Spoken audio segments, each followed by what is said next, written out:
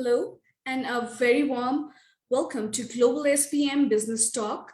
For today's session, we are honored to have Professor Rajesh Nair as our guest speaker.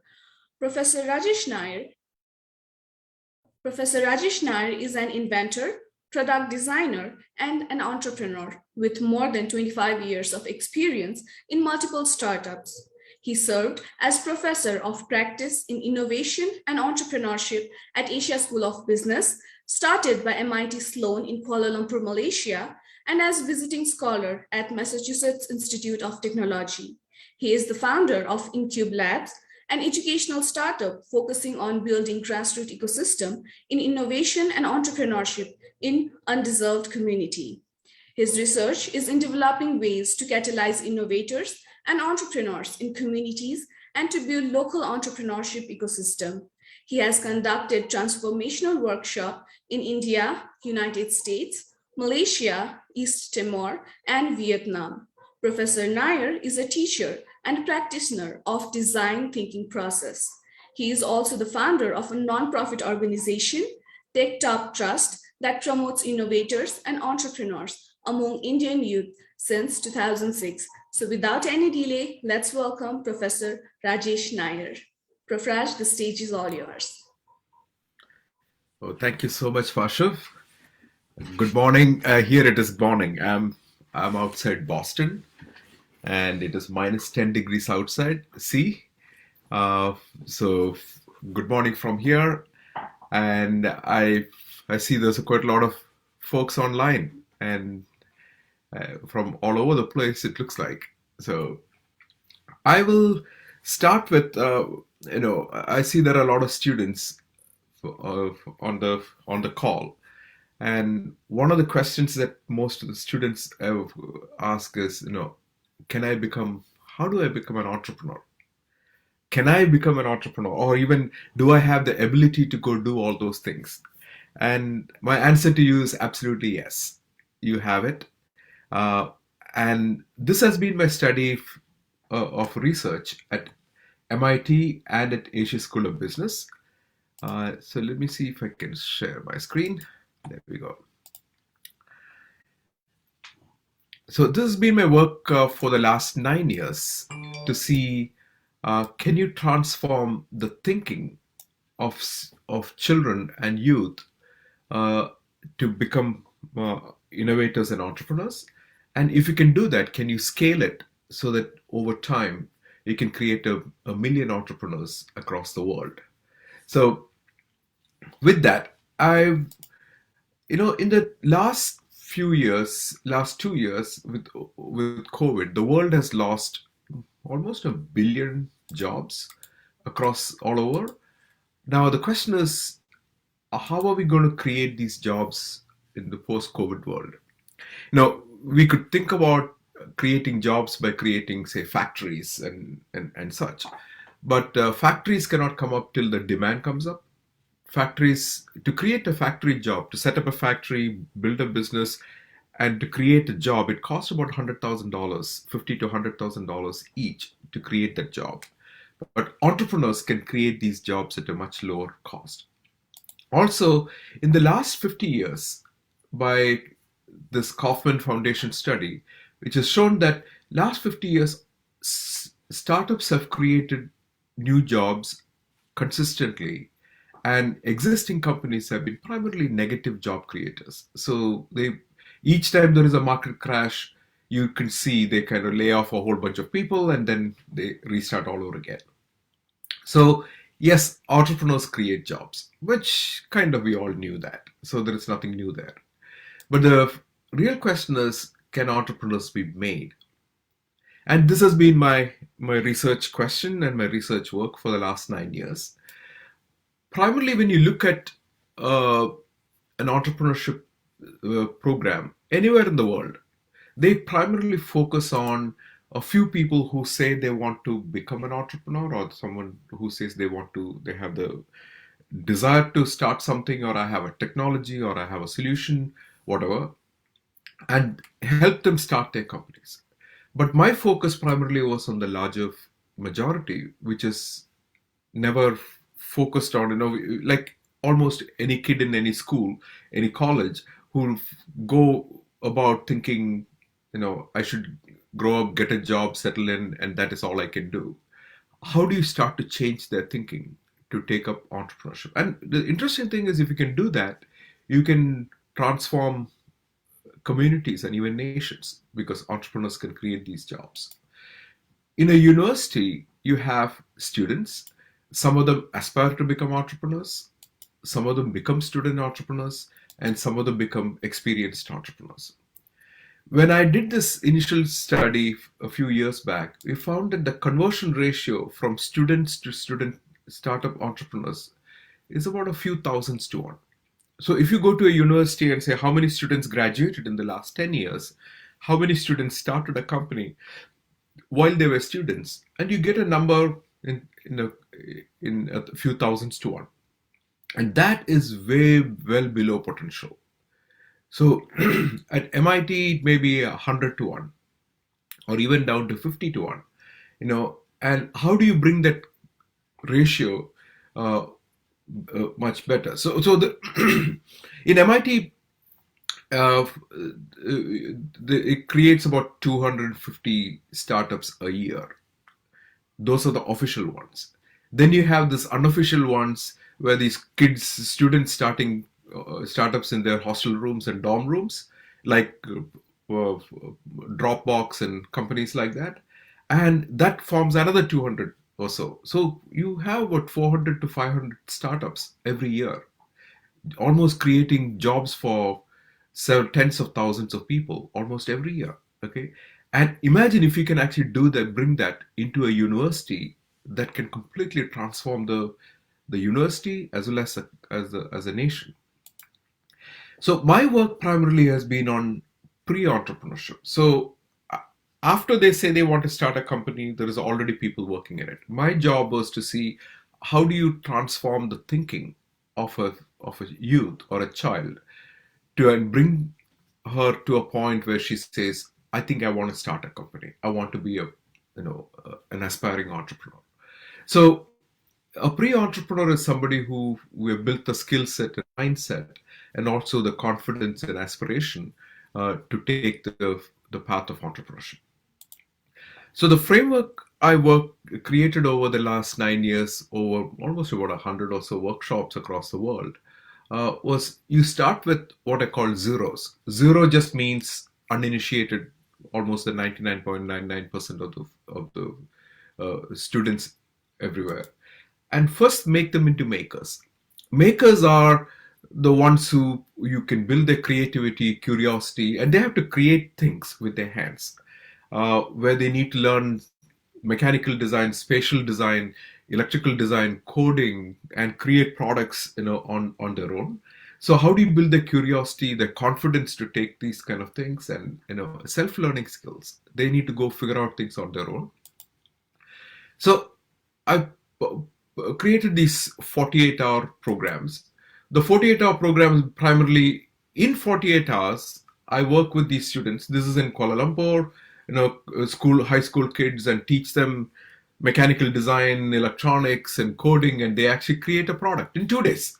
And none of them have any previous experience, and they 3D print their parts and create something like this.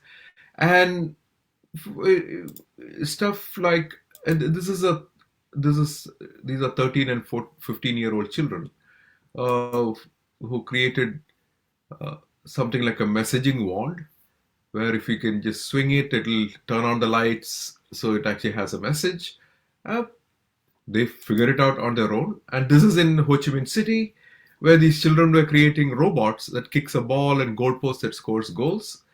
And these are sixth graders. Okay, maybe 11 years old and 11 to 15 years old, and these are all the kids who did this. So at that point, you start to wonder, is there something magical about these kids, or they're all ordinary kids? And then you look at other schools and say, why can't we give this opportunity? Why can't we give this training to every other kid in school, so that they start to understand their own abilities and grow and blossom from there on? So the next stage is that of an innovator. innovator needs to go find problems. How do you use empathy as a tool to find problems? Then use critical thinking and problem solving skills to create solutions. And the last stage is that of an entrepreneur. Entrepreneur looks at a problem and sees it as an opportunity, and then creates a solution, extracts value, create a company and such. So they're all systems thinkers, uh, where a maker thinks within the product system, mechanical, electrical, and such, primarily in engineering kind of approach. Uh, Innovator thinks within the problem system. What is the problem? Who creates it? Who suffers? What's the pain of the problem? Who can create solutions and such? And an entrepreneur thinks within the business system. How do you transform the problem into an opportunity? Who's your customer? How do you reach them? How do you create profits and all kinds of things like that? So I want my students to fail. I know it sounds awful, but it is not. I want my students to fail because I create these uh, arranged, curated failure modes where I want them to fail, because then you can start to discuss why things failed, how do you understand the system, what went wrong. And once you actually debug something, you understand the system so much better. And that means they are forced to learn how a system works and what went wrong within the system. And that only comes when there's a failure that actually forces you to go learn that. So the four stages, primarily maker, innovator, entrepreneur, you hack things, hacks problems, hacks opportunities. But that was all early on. And when I was working with youth, I found that 20-year-old and up, it is a little too late, because world has already done its damage. I feel your school systems try to teach you in narrow ways, and when by the time you reach certain age, you have forgotten what your real abilities are, and you need to kind of restart that. So I believe the interventions should start when they're children, when they're in school. So I created this program called Zero to Maker just to get them started in the process. So I created the STEM lab and mini lab and maker lab and such. STEM lab primarily was you take students to I go to villages. This is in Indonesia and India, and I ask children to bring all kinds of trash from home, and we design things with it. You have a musical instrument or a camera or things like that. But it's an understanding of the physics and science of structures and vibration and light and such. Uh, the other study was to see what is the impact of mentors on children. So in Gujarat, in villages, I took young adults and gave them four wheels, four motors, some switches. It basically, when you flip the switch back and forth, if you connect it, the motor will go forward and backward. And with that, you can make a robot. But I asked them to make robots with children in the village. So, and play football. So they were creating these this little robot that could, and actually what you should watch are these kids. These kids are the ones who actually created these robots, and they're on fire. And once they start to work with motors and making robots and such. And interestingly, the students, the school started this as an annual affair where they create these obstacle courses that the students have to assemble their own robot. And these robots hardly cost about $10-15, and they had to assemble everything and do a competition and such. And I believe the biggest impact this experience had was on girls, because girls grow up hearing from everyone that these things are only for boys. And it is not so. And at some point, they start to believe it. And unfortunately, they start to believe that, oh, I can't do this, only boys can do this. And then they make their life decisions on what to study, what career to take, based on the belief that, I can't do this. And how do you break that? Is by showing to themselves that they can do this way just as good or better than boys. There's no difference in their abilities. And so when I run this program, sometimes these girls go out and make really complex robots, because they don't know that they can't do any of this. They just go work with other local carpenters and such. They do all these kind of things. So the last experiment I did was to see if you can change the mindset. That was, I created these maker labs. Everything that you see here is a maker lab. You see a 3D printer here. You have all the electronics. You have motors and wheels, tons of sensors and displays and and such. Then you have hand tools, meters, power tools, all these kind of things. So I created 10 such boxes of maker labs and ran experiments in rural government schools. And the 10 schools in Malaysia and 7 schools in India. The Malaysia school was on the border with Thailand, and in India it was outside Mysore in South India. These are all primarily farming villages. And I brought 6 students and 2 teachers to the class and ran the workshop, gave them the lab, taught them how to use the lab, and they were supposed to take this lab back to their school, play with it, teach each other, mentor each other, and come back after 6 months and show what you have done. So this is the video from Malaysia. This is on day 1. By the way, these are 13 and 14-year-old children. And their challenge was to assemble their own 3D printer in the morning on day 1. And most of them did not know how to hold a screwdriver, which way to turn. And we had the user manual and said, okay, read the manual, figure out how to assemble your own 3D printer. And we were there to help if they run into problems. Learn 3D CAD. So, and design something like a name tag or something like that. And print it before lunch on day 1. So these 13-year-old children absolutely could do all these things. And the interesting part is that when I show this to adults, they'll say, oh my God, how can they do all this? And that is because adults already have the thinking that they won't be able to do this. Okay, and children don't have that problem at all. And when you give them challenges like this, they just go out and do this. And when I ran the same program in India, it was tougher because these children had not touched a computer. So we had to start with, this is a mouse and this is how you type in Google on day 1. By middle of the day, they were actually doing CAD and they were actually designing these things. And interestingly, the first software they learned to use was 3D CAD. Okay, and these are the children again, 13, 14-year-old, they programming their Arduinos to light up and do all these kind of things and 3D print their parts. Again, I could not speak to them in English, and I had translators who could do this, and they were actually programming all these toys for lights and stuff like that, which shows that there is nothing that they could not do. It is us adults who believe they cannot do certain things, so we are kind of denying them a whole kind of things.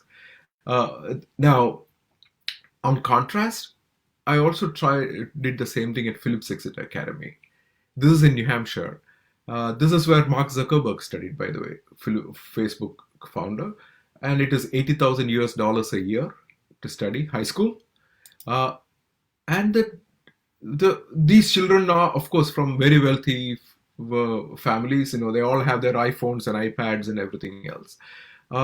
The learning that I had, these kids are so these kids have exactly the same learning abilities as the kids in India or Malaysia that I was teaching, and I was trying to see what are the learning skills. So your D by DT, the rate of change of learning, a rate of learning per time, it was absolutely the same as anywhere else in the world that I saw. Now, what I was trying to study was four things. One is, what is their ability to learn? So learning agility, self-learning skills, their curiosity, the research abilities and such. Social engagement, how do they work with each other? How do they communicate their leadership and such? Innovation skills, critical thinking, creativity and problem solving skills, then technical design abilities and fabrication skills and such, uh, and entrepreneurship attitudes. Their self-efficacy, that's a confidence to do certain things, resilience, the ability to recover when once you fail, uh, and opportunity sensing. How do you look at a problem as an opportunity, and system thinking and such. So basically, out of all these things, I felt that kids anywhere, it doesn't matter where you're born, where you're brought up, have exactly the same abilities. But if you can give them the basic skills, they can actually master these kind of things. Okay, so I so basically, innovators and entrepreneurs can be nurtured. I have zero doubt about that. Give any kids, you can actually teach all these kind of things. Now, but if I want to reach a million entrepreneurs, how do I scale it? Now, that becomes a bottleneck in this whole thing. And the solution to that is by creating ecosystems. So my work was primarily, can you create an ecosystem within the region, with the in the villages or schools, so they could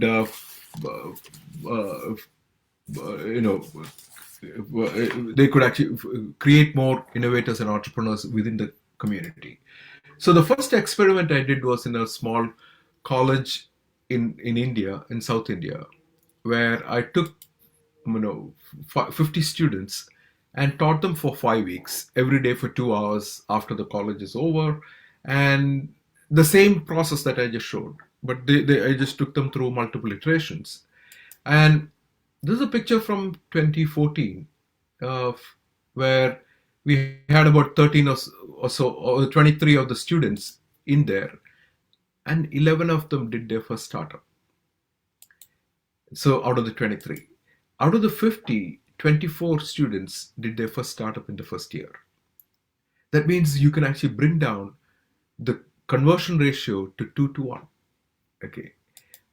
First year, they started 11 companies and multiple companies after that, in a college that had only one student startup in the previous 12 years since its founding. Now they have an ecosystem that supports 100 or so students. They have already created that the ecosystem on their own. And this is in Malaysia, in the school. We started with 60 students. Over a matter of 9 months, we reached 150 students who are working in the space. They were all creating and designing and such. In India, remember where they had started without ever touching a computer. By the way, we had to give 6 computers in each school. Then they did not have internet connection, so the teacher has to open up his mobile phone as a hotspot so that these students could learn these things. And in 6 months, they were creating IoT devices and Bluetooth controlled robots, and they were creating all kinds of things on their own. So absolutely, this can be created. And the ecosystem grew to about 2,000 students in a matter of 6 months, because I took young adults and asked them to be mentors in their schools. This is the Minister of Education in East Timor, which is a country on the eastern end of Indonesia. It's a very small country.